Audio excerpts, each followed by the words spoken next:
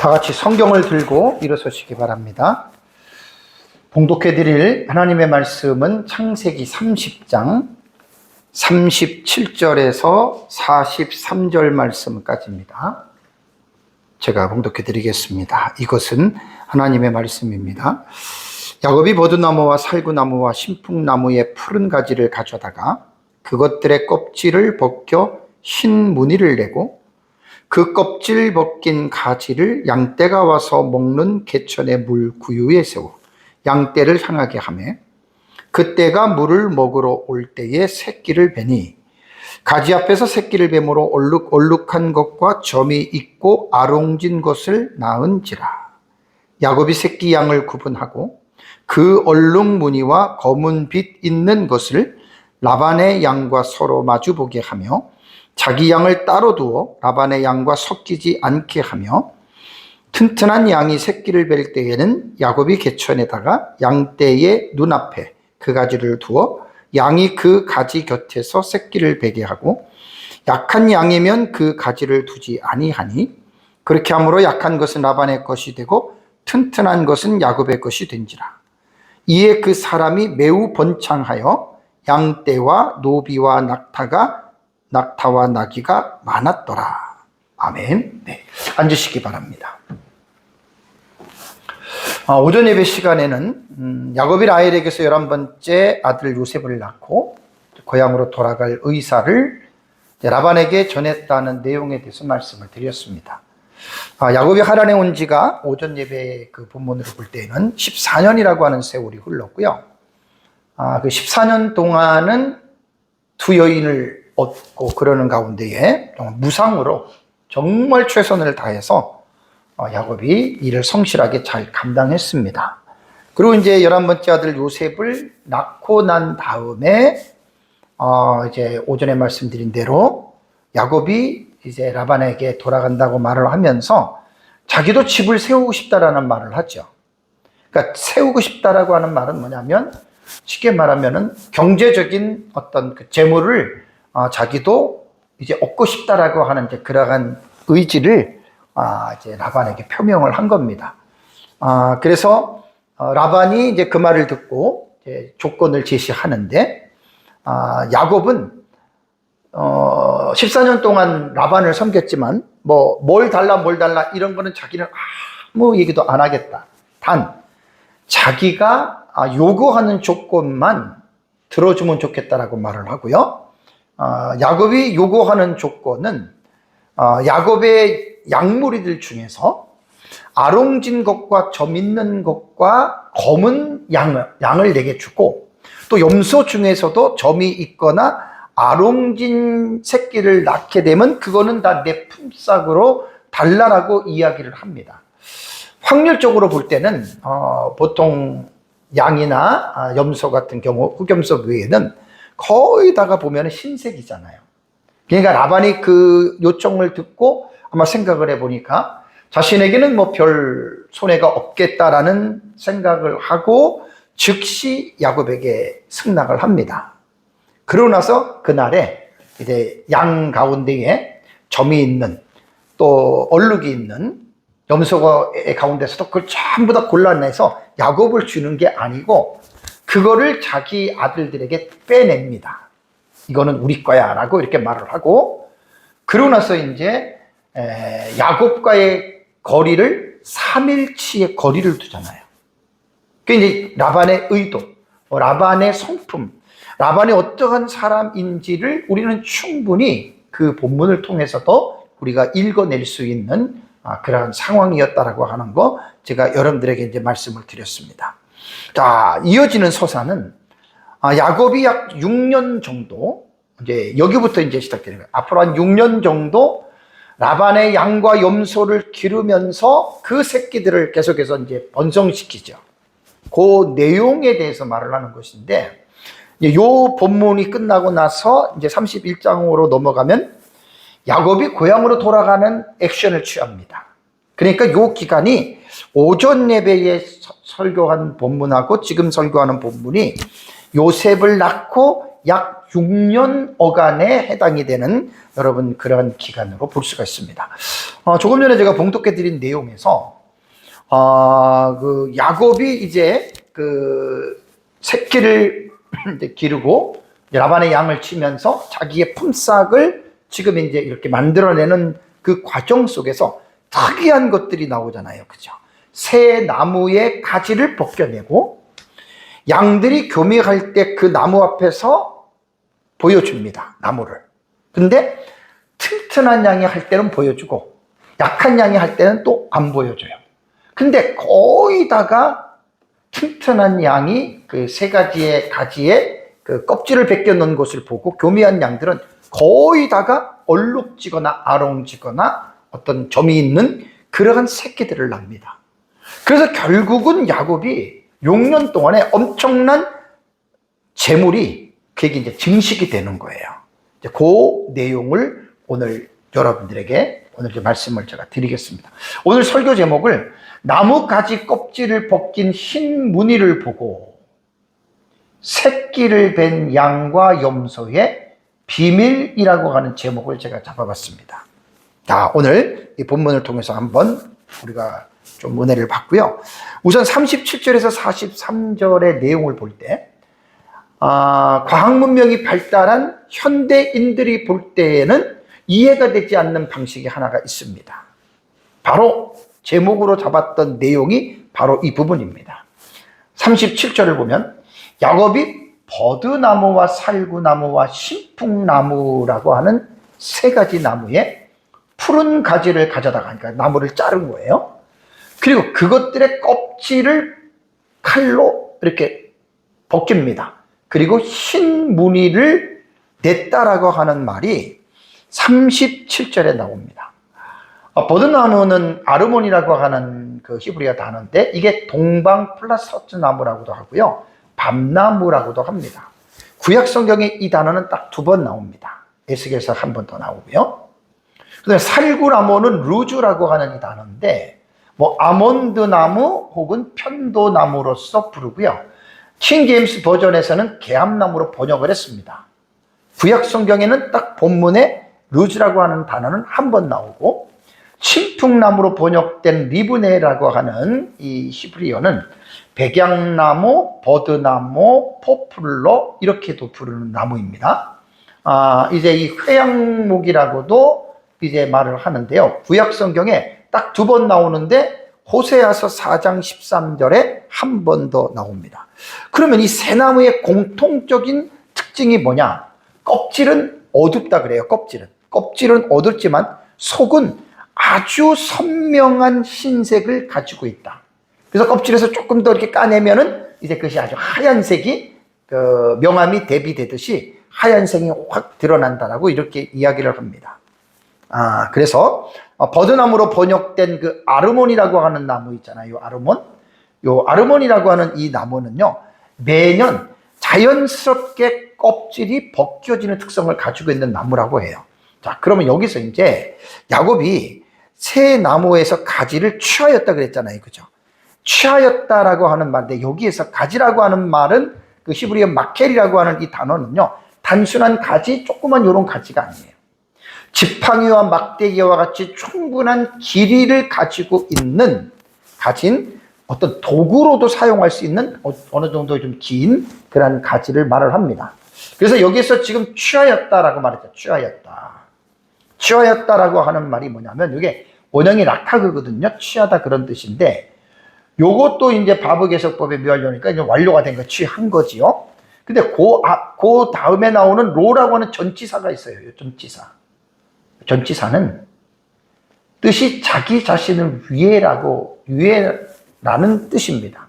그러니까 야곱이 버드나무를 취한 것은 자기 자신을 위해서 취했다는 말이에요. 이게 중간대적인 의미를 가지고 있기 때문에 자기가 자신의 유익을 위해서 나무를 취했다라고 우리는 이제 이렇게 생각을 하게 됩니다. 그렇다면 왜 야곱은 세 가지 나무의 가지를 취하고 거기에서 벗겨냈을까, 조금씩. 그래서 왜 흰색이 드러나도록 했을까? 오후 예배 시간에 제가 여러분들에게 말씀드린 바와 같이 이 오전에 본문을 하고 지금 본문을 여러분 이해를 하려면 이 창세기 30장의 내용이잖아요. 그렇죠? 반드시 31장 6절에서 12절의 내용을 함께 여러분 읽어야 됩니다. 함께 그 31장을 읽어야 이 30장의 내용을 여러분들이 이해를 할 수가 있어요. 오전에도 말씀드린 대로 창세기 31장은 30장 다음으로 일어나는 어떤 연대기적으로 볼 때는, 시간적으로 볼 때는 그 이후에 나타나는 사건을 말하는 거예요. 31장은. 그런데 32장 6절에서 12절, 오전에 내가 8절에서 12절 그랬잖아요. 요 내용을 한번 여러분들이 읽어보시면 그 사건적으로 30장 다음에 일어나는 사건이 아니에요. 30장 사건이 일어나기 이전에 대한 내용이에요. 이전의 내용. 그래서 32장 6절과 12절을 여러분들이 잘 읽어보시면 야곱이 과거를 회상하는 내용입니다. 그러니까 지금 30장 제가 오전에 여러분들에게 25절부터 이제 36절까지 설교를 했잖아요. 그러니까 그 사건이 일어나기 이전의 사건이라는 거예요. 그래서 31장에 이제 그 31장입니다. 31장 6절에서 그 12절의 내용, 요 내용은 이 꿈을 먼저 꿈속에서 야곱이 이거를 보고 30장 오전에 설교했던 대로 라반에게 거래를 한 거예요. 요렇게 여러분들이 이해를 하셔야 30장에 대한 내용을 충분히 우리가 보다 깊이 조금 이해할 수가 있다라고 하는 사실입니다. 그래서 30장 32절을 제가 보시면 야곱이 이제 라반에게 말한 거잖아요. 오늘 내가 외삼촌의 양떼에 두루 다니며 그 양 중에 아롱진 것과 점 있는 것과 검은 것을 가려내고 또 염소 중에 점 있는 것과 아롱진 것을 가려내리니 이 같은 것이 내 품삯이 되리로다. 오전 예배 이거 말씀을 전했잖아요. 그러니까 이 말하기 이전에 이미 31장을 보면 야곱이 그것을 보았다는 말입니다. 자, 그렇다면 이 부분에서 우리가 여러분 우리가 이해를 해야 되냐면 하나님의 의도가 있어요. 왜 하나님이 야곱의 꿈속에서 이러한 사실을 보여주셨을까?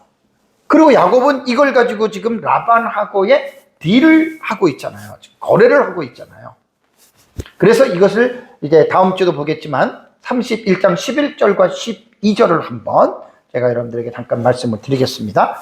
이거는 이제 라반과 말하기 전이에요. 꿈에 자다가 하나님의 사자니까 천사잖아요. 꿈속에서 나타나서 야곱에게 말을 합니다. 야곱아 하기로 야곱이 대답하되 내가 여기 있나이다라고 말을 했습니다. 그랬더니 천사가 뭐라고 얘기를 합니까? 내 눈을 들어보라. 꿈속에서 눈을 들어봤더니 양떼를 탄 숫양, 탔다라고 하는 말은 교미한다는 말이에요. 다 얼룩무늬 있는 것, 점 있는 것과 아롱진 곳이라. 그러니까 사실 야곱은 라반에게 말하기 전에 이걸 지금 꿈속에서는 무엇인지를 몰랐단 말이에요. 근데 꿈속에서 이 환상을 본 거예요. 그러면서 하나님의 사자가 라반이 너에게 행한 것을 내가 보았노라. 불이익을 당하고 품삯을 번역하는 이런 것들을 하나님이 내가 다 보고 있다. 내가 다 알고 있다라고 말을 하면서 양과 염소 중에서 얼룩무늬 순양들이 염소가 암놈과 교미하는 모습을 보여줬다라는 말입니다. 그러니까 여기서 이제 야곱이 꿈속에서 하나님의 인사이트를 받은 거예요. 근데 이제 그 때를 이루었잖아요. 때를. 그럼 결국은 그렇게 되면 이제 야곱이 돌아갈 날이 얼마 안 남았잖아요. 한 6년 정도로 잡는다면 하나님이 폭발적으로 야곱에게 이러한 방식을 통해서 내가 너에게 복을 주겠다라고 말씀을 한 겁니다. 그러고 나서 이제 38절에서 39절을 보면은 구체적인 내용이 언급이 됩니다. 자, 그 껍질을 벗긴 가지를 아까 새 나무 가지에서 껍질을 벗겼죠? 양떼가 와서 먹는 개천의 물 구유에서 야곱이 세워둡니다. 양떼를 향해서. 그리고 양들이 물을 먹으러 올 때에 거의 거기서 교미를 한다 그래요. 그 새끼를 베놓은 거예요. 이때 야곱이 사용했던 게 뭐냐면 가지 앞에서 새끼를 베도록 상황을 연출한 거예요. 그러면서 이제 얼룩얼룩한 것과 점이 있고 아롱진 것을 그 새끼를 그렇게 낳는 거예요. 그러니까 보세요. 겉으로 볼 때, 표면으로 볼 때에 얼룩진 것과 아롱진 것들끼리 교미하면 그게 나와요. 그게 열성이라 그래요. 그렇게 해가지고 얼룩진 것들이 나오는데 현재의 모습은 흰색이란 말이에요. 양과 염소가. 근데 흰색인데 교미를 했는데 얼룩이 나와요. 이 상황은 야곱 당시에는 과학이라고 하는 문명이 발달이 안 돼서 유전의 법칙 이런 걸 모르잖아요. 보니까 또 하얀 걸 낳는데 이렇게 됐네. 이제 그 정도로만 이렇게 깨달을 수 있는 여러분 그러한 이제 상황이었습니다. 고대 목축의 그 지식을 보면은 가축이 물 마시러 올 때에 보통 발정기가 동시에 일어난다 그래요. 그래가지고 동물들이 많이 그때 이제 교미를 하는데 여기에서 창세기 31장 아까 말씀드린 대로 10절과 12절에 야곱이 회상하는 말을 볼 때 이미 야곱은 꿈속에서 천사가 그걸 보여줬다 그랬죠. 그죠? 얼룩진 양, 점이 있는 숫, 염소도 마찬가지고요. 그죠? 염소도 마찬가지고. 근데 여기서 이걸 그러면 우리가 이제 중요한 거는 오늘 본문에서 가장 중요한 거는 이 부분이에요. 야곱의 이러한 행위를 우리는 어떻게 여러분 이해해야 할까요? 어떻게 우리가 이 행위를 여러분 우리는 받아들여야 될까요?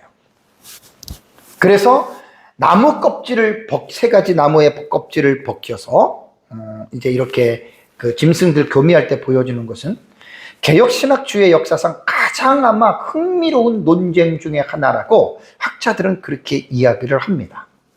결론적으로 말을 하면 거의 개혁신학자들의 동의하는 내용은 이거 하나입니다. 야곱의 번성, 어쨌든 뭐 어떻게 됐든지 간에 뭐 나무를 가지고 보여줬든지 어떻게 됐든지 간에 지금 야곱의 그 라반의 양떼와 염소를 기를 때에는 엄청난 새끼들이 폭발적으로 번식을 합니다. 그래서 이것은 야곱의 번성은 야곱의 지락에서 온 것이 아니고 하나님께로부터 왔다. 이게 사실 핵심 결론이에요. 요 부분은 이제 제가 미신적인 사고라든가 이런 부분은 뒤에서도 여러분들에게 제가 말씀을 드리겠는데 뭐 어쨌든 그렇든 간에 개혁신학 안에서도 그 미신적인 것도 그냥 하나님의 수단으로 받아들이는 학자가 있고 전혀 아니다라고 하는 학자도 있어요. 뭐 받아들이든 아니다라고 하는 그런 생각은 있을 수가 있지만 가장 중요한 것은 뭐냐면 하나님으로부터 왔다는 거예요. 지금 이게 하나님으로부터 왔다는 거. 그래서 창세기 31장 9절에도 보면 하나님이 그 두 아내들에게 당신의 아버지의 가죽을 빼앗아서 내게 줬다. 당신의 아버지가 내 품삯을 10번이나 번역하지 않았느냐 이 말까지 합니다. 그래서 아까 봤던 창세기 31장 10절에서 12절에 야곱의 꿈에 이미 하나님께서 교미하는 수컷들의 줄 무늬들을 하나님께서 그것을 보여주셨다는 것입니다. 사실 이제 뒤에서 이제 곧 말씀을 제가 드릴 텐데 나무 가지에 흰 점이 들어오게 해서 그러면 이제 나무 가지 자체가 좀 검었잖아요. 속살은 희잖아요.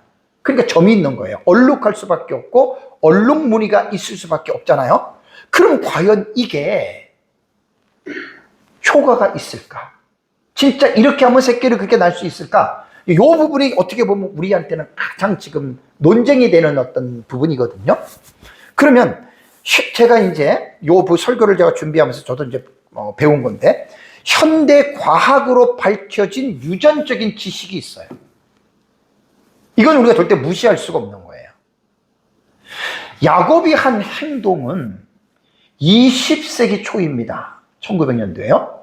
멘델의 유전 법칙에 의해서 이유가 밝혀진 거예요. 그렇다고 야곱이 그 당시에 뭐 1900년이면 구약이니까 한 3800년 정도잖아요. 야곱이 그러면 그때 멘델의 유전 법칙을 알았냐? 아니 몰랐어요. 그때는 이해도 안 됐죠. 근데 그 멘델의 유전 법칙이 그것을 이제 자연스럽게 그럴 수밖에 없다라고 하는 거를 우리에게 이제 보여주셨거든요. 그래서 현대의 유전 정보를 볼 때 흰색이나 단색 있죠.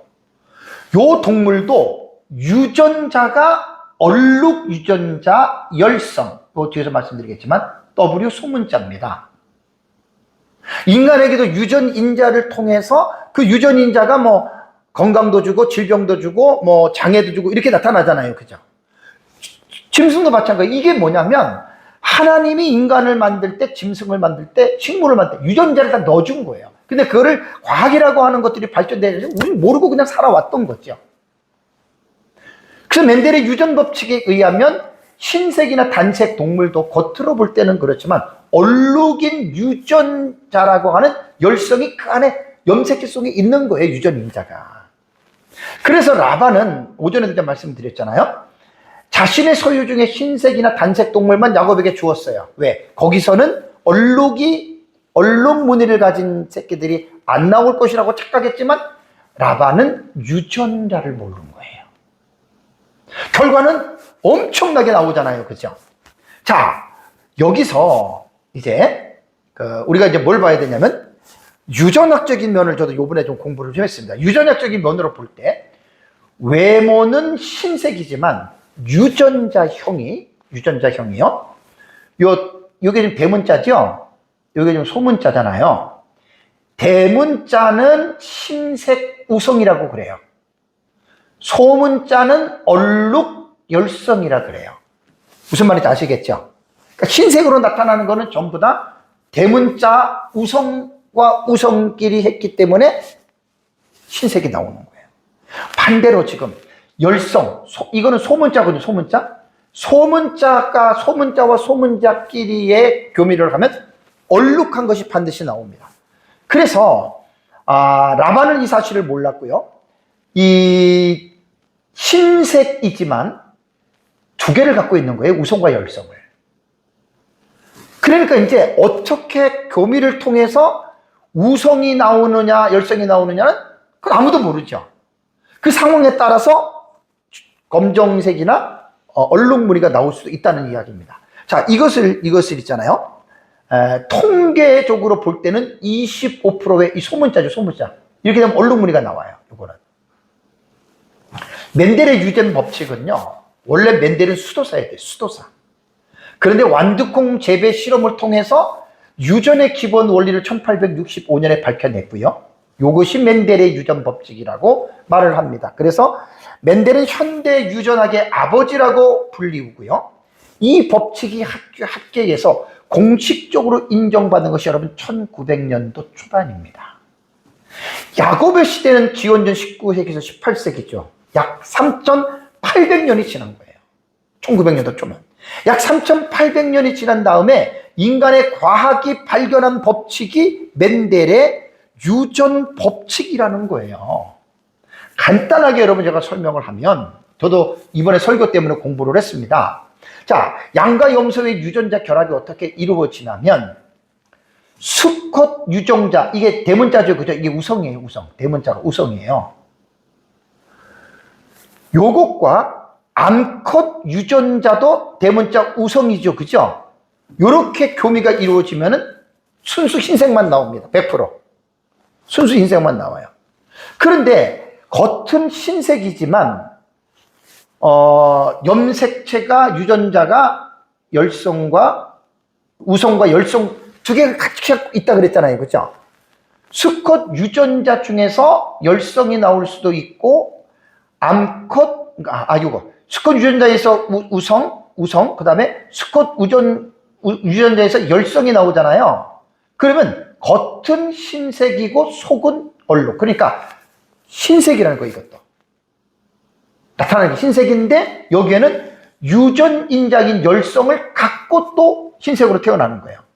자, 수컷 유전자 우성과 암컷 유전자 열성, 소문자죠. 그러면 겉은 흰색으로 나와요. 속은 이게 이제 얼룩이 이게 유전인자가 갖고 태어나는 거예요. 그 다음에 마지막으로 수컷 유전자가 열성이에요.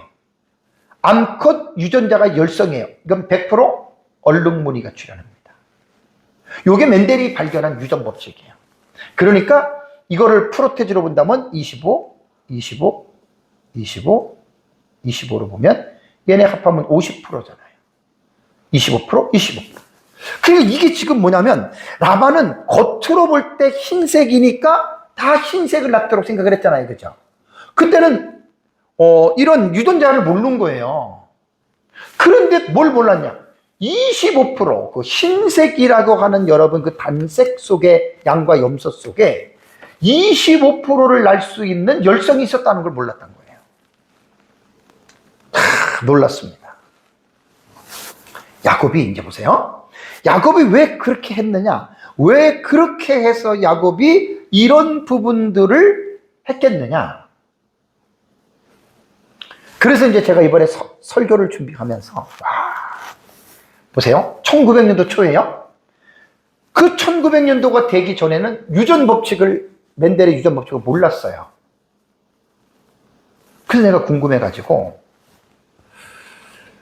1900년 이전에 물론 종교개혁이 16세기고 그 다음에 17세기 청교도고 그 다음에 그 전에 뭐 교부시대 막 이런 거 있잖아요. 그렇죠? 그러면 이 유전 법칙을 모르고 개혁신학자들은 어떻게 해석을 했을까라고 제가 이제 자료를 봤더니 교부시대는 그 예수님 승천하시고 이제 제자들 교부시대잖아요. 이때는요, 요 상황을 야곱이 그 가지에다 껍질을 벗겨 한 상황을 어떻게 보냐면 상징적인 알레고리 해석들을 시도했습니다. 그래서 야곱이 가지고 있는 나뭇가지는 십자가다. 참 이게 알레고리 해석이에요. 근데 이때는 어쩔 수가 없었던 거예요. 지금처럼 과학이 발전이 돼서 제가 조금 전에 말씀드린 이런 거 있잖아요. 이런 거. 이렇게 하면 딱 해답이 나오거든, 결과가. 이걸 모르니까. 그러니까 교부시대 때는 뭐 신학이 발전된 도상이었고 신학이 확립이 안 됐기 때문에 무조건 기도하면서 야곱이 나뭇가지를 갖고 오면 이건 십자가다. 말이 안 되는 거예요. 이게 이제 알레고리 상징의 해석들이 이런 말도 안 되는 해석들을 엄청나게 해대고요. 특히 종말론으로 들어가면 무천년의 해석들은 거의 다 상징의 해석을 시도합니다. 제가 그걸 너무나 잘 알아요. 그렇습니다. 다음에 이제 종교개혁 시기에는 칼빈이나 쯔빙글리는 유명한 종교개혁 시대에는 이것을 어떻게 해석을 했을까? 이때는 유전 같은 거 전혀 지식이 없었어요. 이때 학자들, 뭐 칼빈이나 여러 가지 학자들의 자료를 보니까 하나님의 주권과 특별 섭리로서 하나님께서 라반의 탐욕에 대해서 심판을 했다. 하나님이 100% 그렇게 그냥 가셨다. 기적적으로. 이렇게 종교개혁가들은 봤고요. 그다음에 청교도 시대의 해석은 언약의 성취와 도덕적인 인과응보의 관점에서 야곱이 그동안 라반에게 많이 당했으니까 그 고난을 하나님께서 보상하시는 프로비던스 오브 갓이에요. 하나님의 섭리. 이렇게만 해석을 했어요. 자, 그러고 나서 이제 여러분들 관심을 가져야 될 게 멘델의 유전 법칙이 발표가 되고 그것을 학계나 모든 종교계나 모두가 받아들이고 나서 1900년도 이후에 유전학이 발견된 이래 신학자들에 대한 해석은 완전히 다릅니다, 여러분. 이게 뭐냐면 1900년대 이후에 개혁신학자들은 하나님의 섭리가 자연 법칙 속에 내재되어 있는 유전학을 통하여 하나님이 이루셨다. 이게 맞는 거예요. 멘델의 유전 법칙 이전에는 자연 법칙을 몰랐단 말이에요. 그러니까 아무리 유명한 학자들이라도 하나님의 기적적인 역사, 하나님의 강권적인 역사, 뭐 하나님의 보상이고, 뭐 심지어는 막 그 나뭇가지는 십자가다, 막 이런 식으로 그냥 성경들을 나름대로 여러분 그렇게 해왔다는 거예요. 이거는 시대가 점진적으로 발전하면서 과학과 의학과 모든 지식들이 이제 새롭게 체계적으로 갖춰지면서 성경에 나타난 성경을 해석하게 되 여러분 이게 영향을 미쳤다는 말입니다. 그래서 이제 1900년도 이후에 이제 이 멘델의 유전 법칙이 인정을 받고 난 다음에 많은 사람들이 주경학자들은 거의 다 여기서 이 부분 말합니다. 그전에는 말을 못했습니다. 현대 유대교 주경학의 권위자 사르나는 그의 저서에 보면은 창세기입니다. 창세기. 토라 코멘터리예요. 토라 주석, 창세기 토라 주석에서 이 본문을 매우 과학적으로 접근합니다. 그러니까 하나님의 기적적, 물론 이제 뒤에도 말하겠지만 자연 법칙도 하나님의 역사잖아요. 그걸 자꾸만 이상하게 벌리면 안 돼요. 사로나는 뭐라고 말을 했냐면, 야곱이 사용한 나뭇가지 방법은 야곱 당시에는 민간요법일 뿐이었어요. 이게 이제 뒤에도 제가 말씀드리겠지만 미신적인 사고거든요. 그렇지만 그것 때문에 생물학적으로 새끼가 그렇게 뱉다, 이거는 아니라는 거예요. 요거 이제 뒤에 제가 개혁 신학자들이 해석했던 3가지 큰 틀 6가지, 그때 보면은 요 생물학적 효능이 있다고도 보는 사람이 또 있어요. 개혁 신학자들 중에서. 근데 딱 사로나는 정확하게 가릅니다. 아니다라고 말을 합니다. 복음주의 주석의 대가인 고든 외남도 창세기 주석에서 유전학적인 열성, 아까 말했죠. 열성은 소문자 W예요. 유전학적인 열성, 유전자의 발현으로 이해하는 것이 본문이 말하고자 하는 하나님의 신비로운 섭리를 가장 잘 설명하는 방식 중에 하나다. 이해되시죠? 그죠? 우성과 열성이 25%가 거기에서 열성의 유전자가 발현, 2개가 만나서 태어나면 그럼 100% 아롱달롱한 새끼들이 나타난다. 그 말이에요. 그 칼빈도 종교개혁자들은 이거를 모르지요. 무슨 우성을 얘기하고 열성을 얘기하고 유전자를, 그때는 과학이 발달되지 않았기 때문에 이런 부분에서는 그들은 모른다라는 말입니다. 창조과학적 주의로 유명한 헨리 모리스는 유전 법칙의 표처럼 설명하면서, 제가 아까 표 보여줬잖아요. 그죠? 그렇게 설명하면서 흰 양들 속에 숨겨진 열성인자가, 이게 제일 정확한 거예요. 하나님의 섭리의 타이밍에 맞춰 결합했다. 이게 제일 정확한 해석이에요.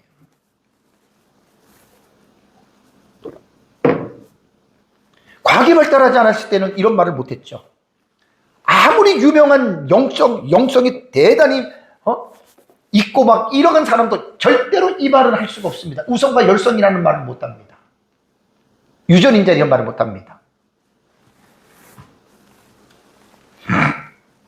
결론적으로 말씀을 드리면, 현대 유전학적인 정보로 볼 때 유전 법칙 하에서 일어나는 일입니다. 이 일을 유전 법칙 하에서 일어난다는 말이 뭐죠? 하나님의 창조 질서예요. 누가 그렇게 만들었어요? 하나님 만들었죠. 그냥 이런 것도 모르고 이전에 그냥 그 개혁 신학자들이 하나님의 섭리, 하나님이 다 하셨다, 그 틀렸다는 말이 아니에요. 맞아요. 하나님이 하셨지만 하나님이 만들어 놓으신 창조 질서 안에서 하나님 하신 거예요. 그럼 여기서 제일 큰 문제가 뭔 줄 아세요? 전혀 인간으로서는 할 수 없는 일을 하나님이 기적적으로 했다. 그러면 와, 하나님 대단하다 이렇게 하다가, 이거 하나님의 창조 질서 속에서 자연적으로 이루어진 거야. 그러면 하나님이 한 게 아니네, 이렇게 생각하지 말라는 거예요. 하나님의 창조 질서 속에서 한 것도 기적 아니에요? 그리고 인간이 할 수 없는 초월적인 것으로 한 것만 기적인가요? 그러니까 너무나 우리는 평범한 것들을 너무나 우습게 알고, 막 특별한 거, 막 기적적인 것만, 막 그것만 가지고 우리가 하나님의 어떤 역사다 이렇게 말하는 거는, 그렇게 말하는 사람 자체가 이미 잘못된 생각을 가지고 있다라고 하는 말입니다. 그래서 일반 은총 속에서 하나님의 창조 질서에 의해서 그게 이렇게 된 거예요. 그게 됐는데, 그래서 어떤 이것이 하나님의 주권적인 섭리나 역사를 제한한다는 말은 절대로 아닙니다. 그래서 과거의 신학자들은, 맨델의 유전법칙 이전의 신학자들은 하나님께서 자신의 섭리 가운데에 기적적으로 역사하셨다라고 하는 것을 강조했다면, 현대의 유전학적 통찰은 하나님이 유전자라는 창조의 법칙을 이렇게 사용하셨다. 여러분, 전자와 후자는 똑같습니다. 다 하나님이 하신 겁니다. 전자는 인간이 할 수 없는 걸 하나님이 했다고 해가지고 거기서 하나님이 하시는 것이 100점이고 하나님이 자연 질서를 통해서 창조가 법칙했다 그래서 그걸 50점밖에 안 된다, 이렇게 생각하는 그 사람이 잘못된 생각이에요. 똑같이 하나님이 하신 겁니다. 다 하나님의 주권적인 섭리 속에서 하나님께서 그 일을 하셨다라는 말입니다. 이거를 기본적으로 여러분들이 이해하시면 됩니다. 자, 그리고 40절로 넘어가면 야곱이 새끼 양을 구분합니다. 잘 보세요. 그 얼룩무늬와 검은 빛 있는 것을, 이거는 자기께가 됐잖아요. 그죠? 새끼를 낳았으니까. 라반의 양과 서로 마주보게 하며 자기의 양을 따로 두어 라반의 양과 섞이지 않게 하며 라는 말이 나옵니다. 여기서 야곱이 얼마나 지혜로운 사람이고 얼마나 두뇌가 잘 회전되는 사람인지 여러분 우리가 이제 알 수가 있는 거예요. 이거는 인간의 책임이거든요. 창세기 31장 10절 12절에 야곱이 꿈속에서 보았던 거 있잖아요. 숫양과 숫염소가 알록지고 얼룩진 것들이, 점 있는 것들이 암것을 타잖아요. 그때 야곱이 그것을 보면서 어떻게 야곱은 분리하고 관리를 시행했는지를 여기서 여러분 우리가 보는 건데, 첫 번째는 자기 양을 구분했다 그랬잖아요. 구분했다. 네? 이게 무슨 말이냐면 야곱은 그때 유전적인 지식이 하나도 없었어요. 근데 지금 머리가 하나님 준 지혜예요. 이거를 현대의 멘델의 유전 법칙으로 말씀을 드리면 유전적으로 우성인 흰색 무리 속에서 태어난 열성 형질들 있죠. 요거 소문자 두 개, 열성 형질. 이거는 얼룩진 얼룩진 것들이잖아요. 요 새끼들을 야곱은 어떻게 해요? 딱 분리해 놓습니다. 그러니까 쉽게 말하면 얼룩진 것들만 모아놓는 거예요. 이걸 선택적 번식이라 그래요. 셀렉티브 브리딩이에요. 선택적 번식. 그러면 보세요. 이 소문자 두 개인 열성들 있잖아요. 이 열성들끼리 교민을 하면 뭐가 나와요? 이거는 볼 것 없이 이거 나와요. 열성 나와요. 그 보세요. 야곱이 얼마나 머리가 좋은지. 그래서 얼룩진 것들끼리만 어떻게? 교배를 시키면 100%입니다. 열성과 열성끼리 하면 얼룩진 것이 100% 나와요. 그러면서 야곱은 무리를 빠르게 증식을 시킨 거예요. 야곱은요, 유전학적인 지식이 없었어요. 이거는 경험상 이거를 알고 있는 거예요. 이거는 옛날에도 다 알고 있어요. 단 유전적인 지식으로는 표현을 못하지만 이 정도는 다 옛날부터 알고 있었거든요. 여기서 이제 우리가 볼 수 있는 게 뭐냐면 야곱의 정당한 자기 방어로 여러분 우리는 봐야 됩니다. 왜냐하면 14년 동안 야곱이 당한 거 생각해 보세요. 이게 지금 플레인이 어디서 나온 거라고요? 야곱의 머리에서 나온 게 아니라니까요.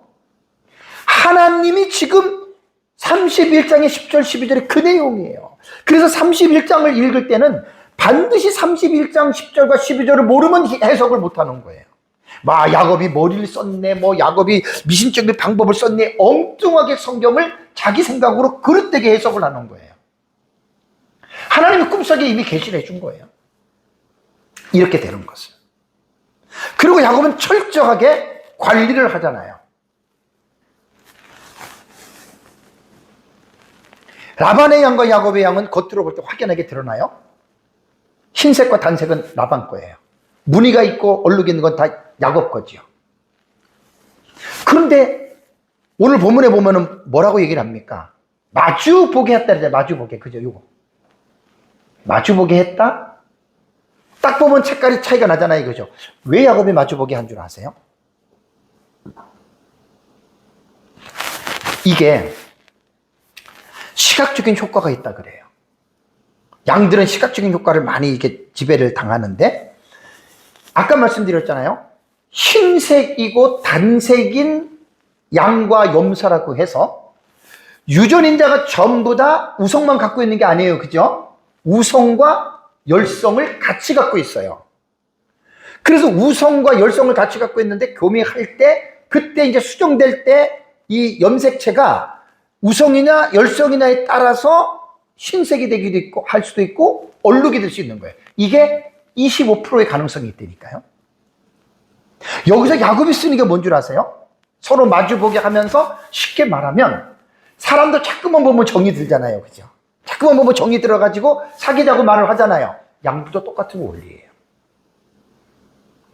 우성과 열성인 양들을 야곱은 이미 자기 것 계속 확보해 놓고 계속해서 증식시키잖아요. 그렇다고 라반 거를 안 만들면 안 되잖아요. 그냥 그걸 보면서 계속해서 서로 마주보게 하는 것은 뭐냐면 우성을 가지고 있는 라반의 소유인 흰색과 단색인 양과 염소들이 저쪽 마주편 보고 있는 야곱의 양과 염소를 보면서 뭔가 감정적인 그거를 유도하는, 이게 가능하대요. 이게. 그러다가 같이 물 먹으러 갈 때 쭉 갈 거 아니에요. 그죠? 그럼 발정이 날 때 거기서 일이 벌어지는 거예요. 이때 야곱이 사용한 게 뭔 줄 아세요? 그 41절인데, 그러니까 요거 잘 기억하세요. 흰색 무리들 가운데에 50%가 우성과 열성을 이거 대문자 소문자 가지고 있어요. 거기서 열성인자가 요게 나오면, 상대방이 요게 나오면 당연히 그냥 그거는 얼룩이 나온다는 말입니다. 왜 야곱이 서로 마주보게 했느냐, 여기에서 해답이 나오는 게 41절에 나옵니다. 튼튼한 양 나오죠. 그죠? 그 다음에 약한 양 나오죠. 그죠? 자, 이걸 보세요. 튼튼한 양이 새끼를 뵐 때에는 야곱이 개천에다가 양떼의 눈앞에 그 가지를 둡니다. 벗겨진 가지. 거기서 새끼를 베게 해요. 근데 반대로 약한 양이면 어떻게 돼요? 가지를 걷어버려요. 여기서 말할 때 튼튼한 양과 약한 양은 라반의 것으로 볼 수가 있습니다. 라반의 것. 왜냐하면 야곱의 것은 이미 열성이라고 하는 유전인자가 있잖아요. 소문자, 그죠? 라반의 거는 대문자잖아요. 우성. 근데 이 속에 50%가 우성과 열성이라고 하는 유전인자를 가지고 있기 때문에 쉽게 말하면 복불복이라고도 할 수 있고 프로테주도 나눠지는 거예요. 그래서 흰색인데 거기에 열성을 갖고 있기 때문에 튼튼하다. 그러면 야곱이 교미를 시키는 거예요. 근데 거기서 예를 들어가지고 열성, 얼룩진 게 나왔다? 그러면 야곱이 어떻게 했겠습니까? 기억을 하고 있는 거예요. 아, 요 튼튼한 양은 이게 있구나. 그래서 야곱이 지금 보세요. 자기의 재산을 취식하는데 머리가 좋은 사람이에요. 야곱은. 정말 머리가 두뇌 회전이 잘 돌아가는 자입니다. 그래서 6년 동안에 라반의 아들들이 분노를 느낄 만큼, 우리 아버지가 전부 다 뺏어갔다고 느낄 만큼 엄청난 재산이 야곱에게 주어집니다. 다시 말씀드리면 야곱의 계략이라고 볼 수 없어요. 그러니까 31장을 모르는 사람들은 전부 다 이거 이제 문맥적으로 안 읽고 30장 들어가서 해석하는 사람들은 야곱이 뭐 미신적인 방법을 썼네, 뭐 어땠네, 이렇게 하거든요. 아니라니까요. 31장 8절과 12절을 읽으면 꿈속에서 하나님이 그렇게 가르쳐 준 거예요. 그러면 가지에 이 뺏기는 거는 누가 했느냐? 모르죠. 꿈속에서 하나님이 가르쳐 줬을지. 제가 볼 땐 그건 안 가르쳐 준 것 같아요. 이것은 그 당시에 어떤 목자들이 사용하는 관습, 거기서 이것을 올 수가 있어요. 왜냐하면 고대 근동 지방의 그 당시에 어떤 인상설 이런 게 있거든요. 뒤에 말씀을 드릴게요. 그렇게 볼 수가 있는 거고, 어쨌든 이 프로젝트를 지금 이 인사이트를 준 것은 뭐냐? 하나님이 준 거예요. 하나님이 꿈속에서. 그렇게 함으로 약한 것은 라반의 것이 되고 튼튼한 것은 야곱의 것이 된지라. 정확하게 갈랐잖아요. 색깔로.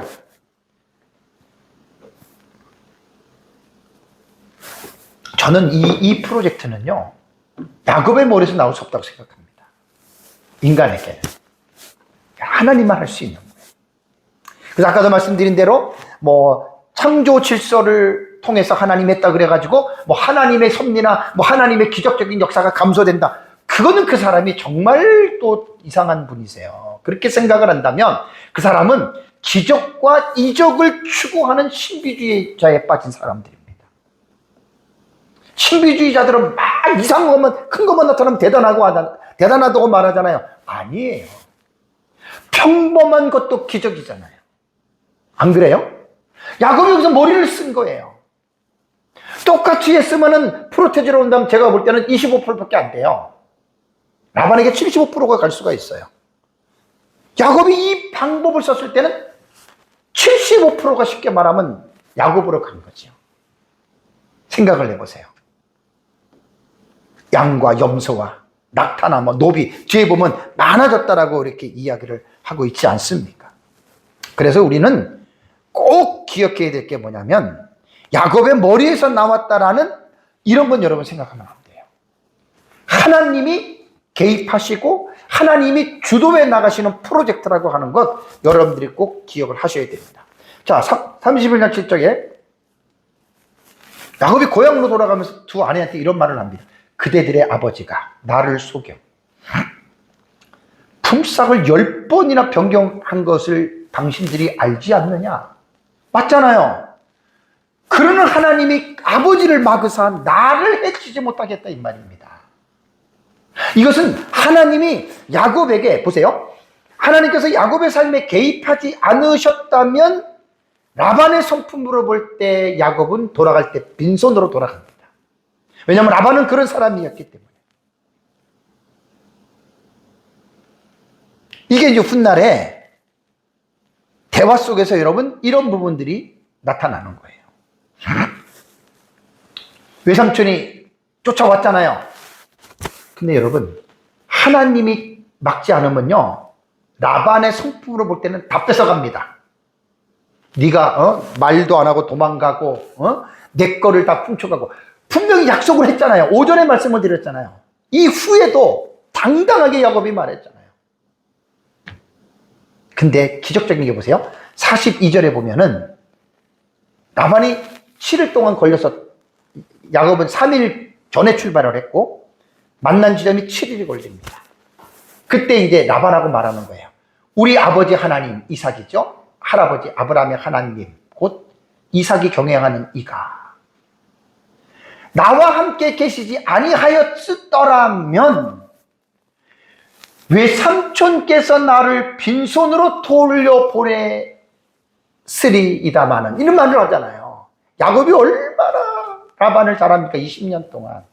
그런데 하나님의 기적이 뭔지 아세요? 하나님의 내 고난과 내 손의 수고를 보시고 어젯밤에 꿈속에 라반을 책망했습니다. 야곱 건드리지 마라. 너 죽일 거야. 하나님이. 그러니까 라반이 이것 때문에 야곱에게 순순히 보내준 거예요. 따지고 보면. 이것도 누가 일을 합니까? 누가? 하나님이 하시잖아요. 왜? 하나님이 개입하지 않으면 언약 가문의 족장인 야곱에게는 빈손으로 가야 된단 말이에요. 빈손으로. 그러니까 하나님이 즉각적으로 개입해가지고 라반을 책망을 하셨다라는 말입니다. 이거는 창세기 12장 3절에 하나님이 아브라함에게 너를 축복하는 자에게는 내가 복을 내리고 너를 저주하는 자에게는 내가 저주하리라고 하는 언약이, 아브라함의 언약이 손자 때 야곱에게, 이것이 여러분 그렇게 이어져 가는 겁니다.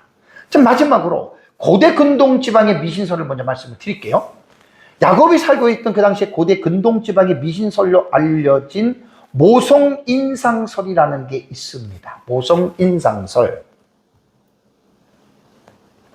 매터널 임프레션이라고 하는, 이것이 이미지네이셔니즘이라고 하는 어떤 사상까지 이렇게 철학적인 그런 의미까지 있더라고요. 이 이론이 무슨 뜻이냐면 이런 거예요.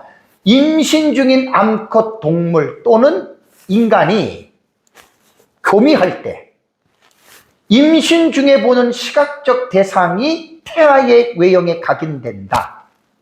이게 고대 및 중세의 생물학적인 여러분 이론이었습니다. 이러한 이론이, 보세요. 이러한 이론이 고대 근동 전역에 펴져 있었기 때문에 이거는 고대 문헌을 통해서 나와요. 이집트의 수의학 문헌, 아리스토텔레스의 동물지라고 하는 여기에, 그 다음에 고대 그리스 로마의 농업 문헌이나 탈무드에서도 유사한 내용이 기록되어져 있다고 그래요.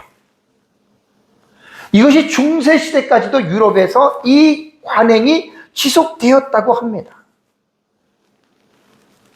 그러니까 이제 이 야곱이 한 행동이 미신이다라고 이야기를 하면서 야곱이 잘못됐다라고 말하는 학자들도 있다라는 말입니다.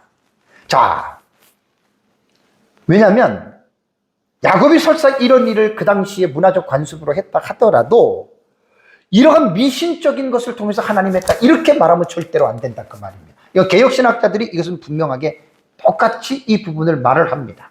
자, 시간상 제가 자세하게는 못하고요. 하나님의 섭리의 해석이 순수 섭리적 이론인데 칼빈은 이렇게 말했습니다. 나무 껍질 방법이 자연적으로 효과가 있는 기법이 아니다. 딱 잘라서 말했어요. 야곱의 행위가 고대인들의 잘못된 민간 신앙에서 나온 것일 수 있음을 인정하면서도 결과는 그것 때문에 아니다. 이게 가장 성경적이죠. 이게 특별 섭리론적인 해석이에요. 존 길이라고 하는 학자도 마찬가지입니다. 나무 껍질을 벗기는 행위 자체에 어떤 자연적 효력도 없다. 그러면서 이 전체 사건은 하나님의 섭리로 100% 이루어졌다. 이때는 칼빈도 그렇고 길도 그렇고 길이 17세기, 18세기 학자잖아요. 그러니까 면역 유전이라고 하는 걸 이들은 쓸 수 없습니다. 순전히 하나님의 기적적인 개입이다. 두 번째가 이제 하나님의 섭리와 자연적인 효과의 통합. 참 저는 주에 대한 연구를 하면서 참 상당히 좀 합리적인 것들을 많이 발견을 해요. 역사 비평 보수의 해석은 카일 델리치가 대표적이거든요. 이거는 그 문화적 맥락에서 이해를 해야 된다라고 말을 하면서 문화적 맥락에서 야곱이 한 게 두 가지 있잖아요. 뭐냐면 가지를 사용했던 것과 그 다음에 강한 것과 약한 것의 분리, 이 두 가지를 그 당시의 문화적인 상황에서 보면서도 실제로 맞는 것은 2번이다. 강한 것과 약한 것. 이거는 뭐 유전자를 안 봐도 나타나잖아요. 그렇죠? 그러면 1번의 가지 방법은 이것은 부수적인 행위다라고 이렇게 말을 하고, 또 하나는 매튜 퓨리라고 하는 이 사람도 17세기 학자입니다. 이때 무슨 유전학을 알았겠습니까? 그러니까 고대 수의학에서 시각적 자극이 동물 교미에 영향을 미친다라고 인정을 하면서 야곱이 그 당시에 알려진 원리를 활용했을 가능성을 배제하지 않아요. 그러면서 뭐라고 얘기를 하냐면 자연적인 수단과 신적 섭리로 결코 이것은 서로 배제하지 않는다. 뭐 그럴 수도 있다. 약간 조금 이렇게 열려져 있는 그런 해석이에요. 그래서 통합해석이란 말이에요. 통합해석. 그러나 우리는 개혁신학자들이 뭐라고 그래 아니다라고 말할 수는 없다는 이야기입니다. 다음에 세 번째는 뭐냐면 언약으로 푸는 겁니다. 언약. 프란시스 트레튼이라고 이 사람도 17세기 유명한 개혁신학자거든요. 이 사건을 창세기 31장 11절 12절 말씀드렸죠. 그죠? 이것에서부터 해석을 해야 된다. 꿈에 하나님의 천사가 나타났잖아요.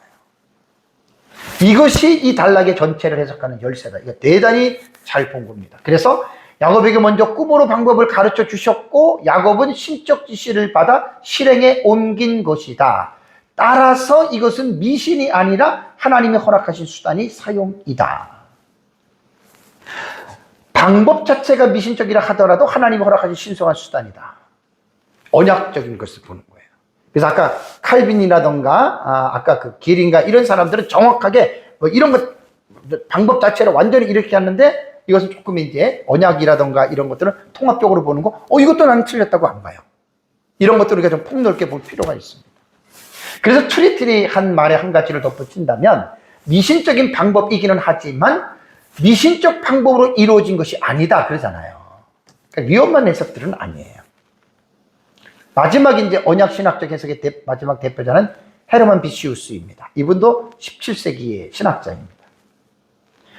요것도 이 단락을 문맥 성취로 읽습니다. 그러니까 나무 껍질의 방법은 그 시대의 문화적인 방법을 통해서 꼭 그것 때문에 된 것은 아니지만 하나의 수단으로서 인정이 된다고 하는 그런 말입니다. 자, 제가 말씀을 좀 정리를 하겠습니다. 개혁신학자들의 세 가지 해석의 공통 분모가 있습니다. 약간 달라도 야곱이 사용했던 두 가지의 방식을 하나님의 수단으로 봅니다. 그러면서 이 일은 전적으로 하나님의 주권적 섭리에서 이루어진 것으로 보고 야곱의 행위는 수단이다. 그러니까 그 수단을 통해서 어떤 일이 이루어진 것이 아니다라는 결론이에요. 이건 되게 중요합니다. 우리가 성경을 보면서 하나님의 진리를 잘 모르고 어떤 미신적이고 잘못된 해석을 여러분 우리가 따라가다 보면 엉뚱한 말을 할 수밖에 없다라는 거예요. 그래서 언약 때문에 아브라함의 언약으로 하나님이 야곱에게 이러한 복을 주셨다라고 말을 합니다. 마지막에 이게 이제 중요한 거예요. 현대 주교 신학자들의 해석. 그러니까 근현대에 나타났던 1900년 초반에 이후에 주경 신학자들의 글 외에는 그 이전의 사람들은 전혀 유전에 대한 말 안 합니다. 그건 지식이 없어서 그랬던 거예요. 오전에 제가 아까 말씀드린 대로 유전학의 아버지로 불렸던 오스트리아 수도사였던 멘델의 법칙이잖아요. 현대 주경 신학자들은 하나님의 창조 원리에 나타난 유전인자에 대한 사실을 하나님의 자연 법칙에서 나타난 일반 운총의 영향력을 인정합니다. 야곱은 이 자연 법칙 하에서 야곱은 하나님이 주시는 지혜로, 그때는 우성이니 열성이니 이런 거는 몰랐지만 하나님이 주시는 지혜로 야곱은 새끼들을 통해서 자기들이 가져야 될 이런 부분들을 잘 야곱이 관리를 한 거예요.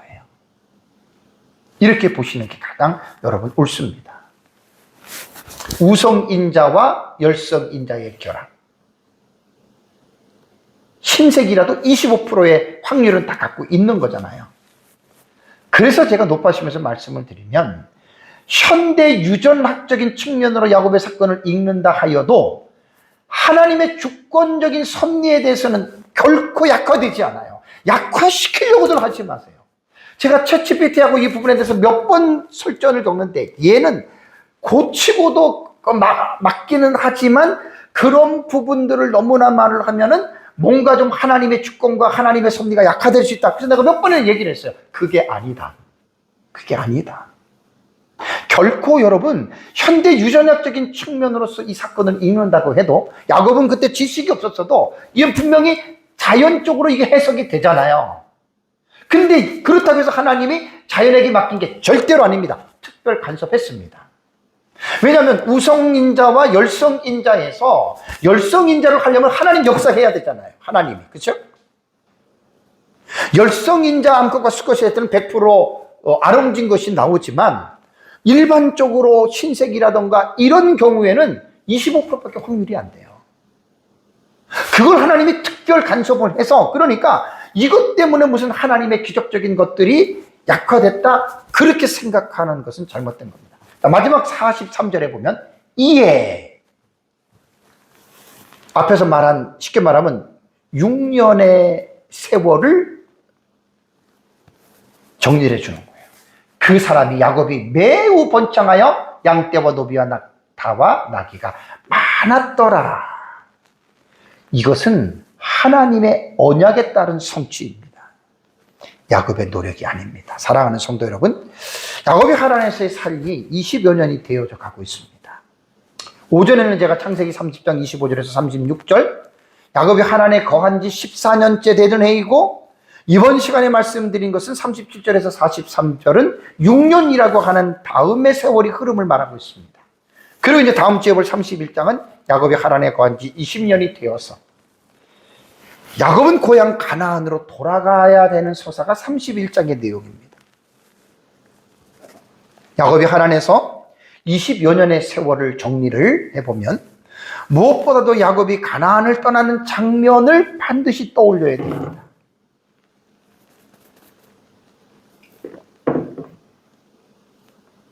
가장 특별한 사건이 뭐죠? 베델의 사건입니다. 그래서 제가 27장에서 저 여러분들의 베델의 사건을 여러분들의 설교를 할 때 결코 잊지 말라 그랬죠. 그죠? 결코 여러분 잊어서는 안 됩니다.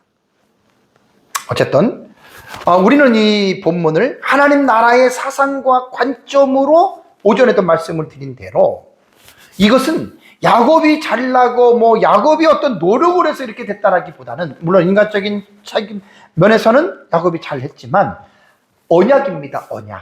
아브라함에게 맺은 언약이 야곱에게까지 내려와서 야곱이 무슨 선을 행하고 의를 행하기 이전에 하나님과 맺으신 언약 때문에 하나님이 야곱에게 이러한 복을 주셨다는 말입니다.